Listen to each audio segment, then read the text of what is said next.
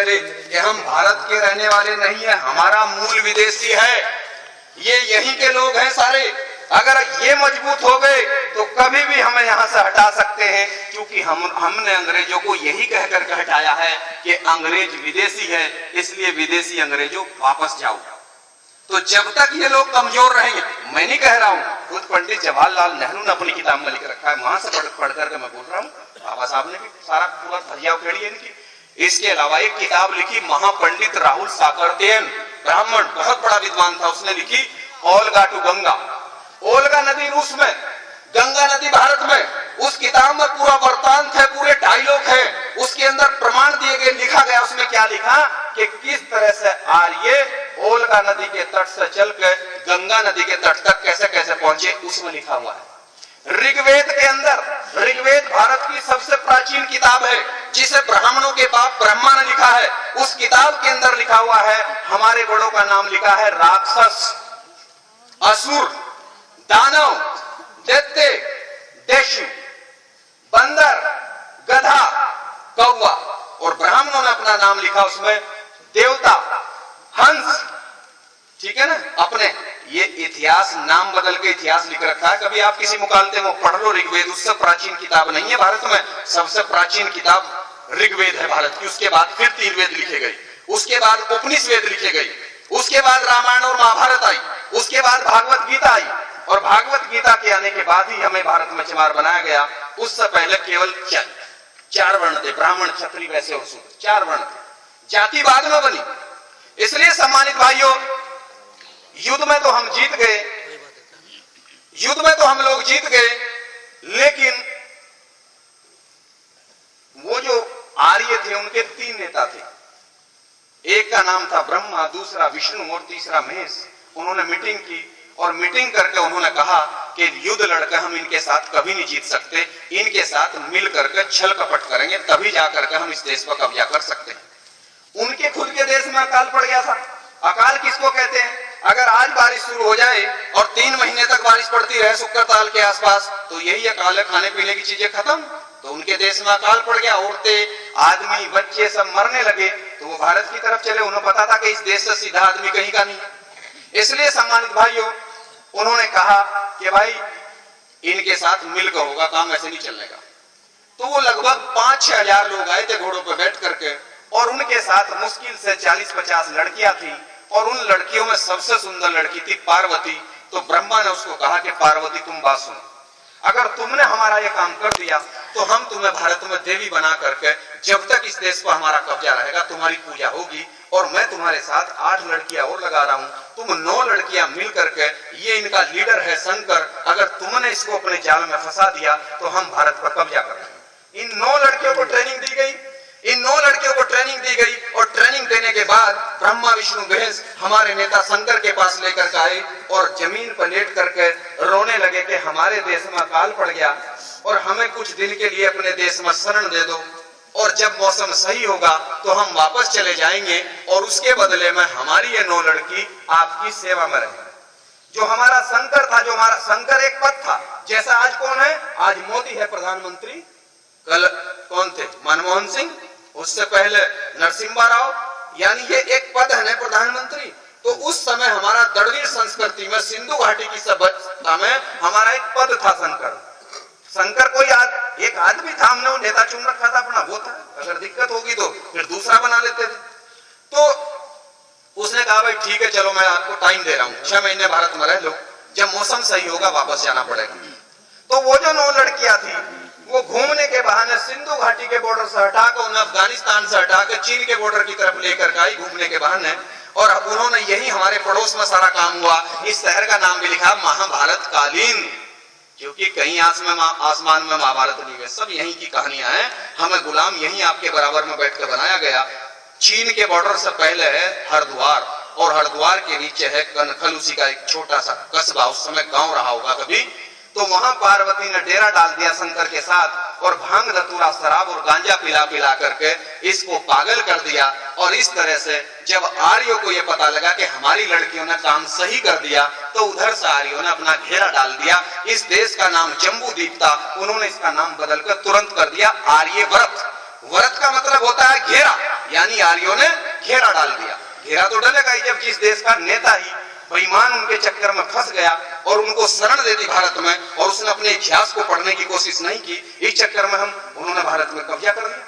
कब्जा करने के बाद उनकी फिर मीटिंग हुई। हम लोग तो साल में एक बार आते हैं, और ये मैं आपको बता रहा हूं कि अगर आप रोजाना बैठ करके इस तरह से बात नहीं करोगे गांव-गांव में, तो 5-4 साल का समय है आपके सामने, मैं उसको रखूंगा आपके सामने। लेकिन पहले मैं ये कहानी आपको जरूर बताऊंगा, क्योंकि हमारे अनपढ़ तो छोड़ दो, जो पढ़े लिखे लोग हैं उनको समाज का पता नहीं है। उनको जिसने जो कह दिया, कोई दलित बताता है हमें, कोई हरिजन हमें बताने लगता है, कोई हमें नीच बताता है, और ब्राह्मणों ने सारी किताबों में हमें शुद्ध लिख करके नीच लिख रखे हैं। तो जब तक हम इसका विरोध नहीं करेंगे तब तक तो ये ऐसे ही चलती रहेगी परिपाटी। हम क्यों माने, देश हमारा है। हम तो इस तरह से, जब ये अंग्रेजों के खिलाफ आंदोलन चला सकते हैं तो हम इनके खिलाफ आंदोलन चलाएंगे कि देश हमारा। पूरी दुनिया का ये कानून बना हुआ है, हमने पढ़ा है, यूएनओ का कानून है, संयुक्त राष्ट्र संघ का कानून है कि कोई भी विदेशी किसी देश में केवल रह सकता है, नौकरी कर सकता है, कारोबार कर सकता है, लेकिन हुकूमत नहीं कर सकता। और ब्राह्मण भारत के अंदर हुकूमत भी कर रहा है, और धर्म का सारा काम भी उसने, सारी ठेकेदारी उसने ले रखी है, सारा कारोबार उसके पास है। जब कानून ये बना हुआ कि वो राज नहीं कर सकते, तो फिर इस देश पर राज कैसे चल रहा उनका? वो हमारी बेवकूफत और हमारी मूर्खता में चल रहा है कि जितने महापुरुषों ने आंदोलन चलाया, हम अपने आजादी के आंदोलन को छोड़ करके भक्ति के आंदोलन में शामिल हो जाते हैं, और इस तरह से वो भक्ति के चक्कर में हमारा सत्यानाश कर देते हैं। क्योंकि भक्ति का मतलब, भगत का मतलब हिंदी में होता है दास, और उर्दू में भगत का मतलब है गुलाम। और हमारी लड़ाई है मुक्ति यानी आजादी की लड़ाई। ये जो भक्त शब्द है और भक्ति है, ये तो ब्राह्मणों का शब्द है। अगर गुरु रविदास जी की जिस किताब में ब्राह्मणों की मिलावट ना हो, एक भी किताब आप मुझे ऐसी दिखा दे जिसका कोई राइटर ब्राह्मण ना हो, तो मैं आपका गुलाम बनने को तैयार हूं। क्योंकि मेरे भाइयों, उनका आंदोलन मुक्ति का आंदोलन था, आजादी का आंदोलन था। ज्योतिबा फूले का आजादी का आंदोलन था। ज्योतिबा फूले सैनी थे बिरादरी से माली, उनके आंदोलन को काउंटर करने के लिए उन्होंने आंदोलन चलाया, मुक्ति का आंदोलन, सत्यशोधक समाज बना करके। तो एक ब्राह्मण था, उसका नाम था दयानंद सरस्वती, वो टंकारा का महाराष्ट्र का ब्राह्मण था। उसने तुरंत 50 ब्राह्मणों की बैठक बुलाई। उसने कहा अगर ये सैनी का लड़का पूरे देश में ऐसे समझा देगा तो हम तो 3% है, ये ज्यादा लोग इकट्ठे हो जाएंगे, एक तरफ सारे लोग इसके साथ चले जाएंगे। उन्होंने कहा तुरंत आर्य समाज बनाओ। उन्होंने आर्य समाज बनाया और ब्रह्म समाज बनाया, और भारत में आंदोलन शुरू कर दिया। हमारे लोगों ने ज्योतिबा फूले का जो सही आंदोलन था, हम आजाद दिलाने वाला, उसे छोड़कर आर्य समाज के आंदोलन में शामिल हो गए। हमारा आंदोलन काउंटर हो गया। तो कितने उदाहरण मैं आपको दूं, इस तरह से हमारा आंदोलन काउंटर होता है भारत में। इसलिए सम्मानित भाइयों, उसमें क्या हुआ, उन्होंने मीटिंग की। मीटिंग करके उन्होंने कहा भाई हमारी लड़कियों ने काम तो बहुत सही कर दिया, चलो संकट तो फंसा, लेकिन इनका क्या करोगे? जो भोले, भोले का मतलब है भारत की जनता, वो हमें बोलते हैं भोला। वो हमें भोला इसलिए बोलते हैं कि हम इतने भोले हैं कि 5000 साल से हमारा सत्यानाश कौन कर रहा, हमें आज तक यही पता नहीं कि हमारा सत्यानाश कौन कर रहा। हम भगवान को कह रहे हैं कि मेरी तो किस्मत बहुत गलत लिखी थी। अरे कोई भगवान हमारी किस्मत खराब नहीं कर रहा, हमारी किस्मत तो इन्होंने खराब कर रखी है, समझिए ना। इसलिए वो हमें भोला बोलते हैं, वो तो सही बोल रहे हैं। एक बार हम एक मंदिर में गए तो हमने कहा भाई, अब हम जानते थे इसको, मगर पंडित जी ये बताओ, ये जो शंकर भगवान की मूर्ति है, इसके माथे में भी एक आंख है, ये क्या है? कहने लगे बच्चा इसे मत पूछो। आज क्यों नहीं बताओ मगर इसके बारे में?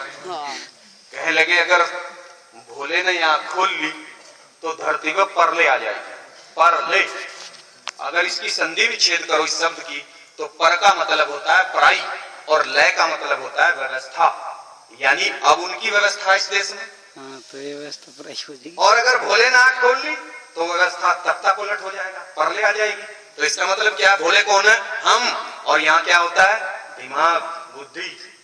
तो उनको ये डर है कि जिस दिन इन भोलों की बुद्धि खुल गई कि हमने इनका सत्यानाश कर रखा, तो ये भारत में आंदोलन खड़ा करके हमें भगा सकते हैं। इसलिए उनके संकेत हैं, उनके संकेत हैं। जितने देवी देवता और जितने उनके सारे देवता हैं, किसी के गले में सांप भी है शंकर के अलावा, शंकर के गले में सांप है, ताकि ब्राह्मण का बच्चा भी पहचान ले, अच्छा सांप। सांप क्या? नाग। उसके गले में क्यों डाल रखा?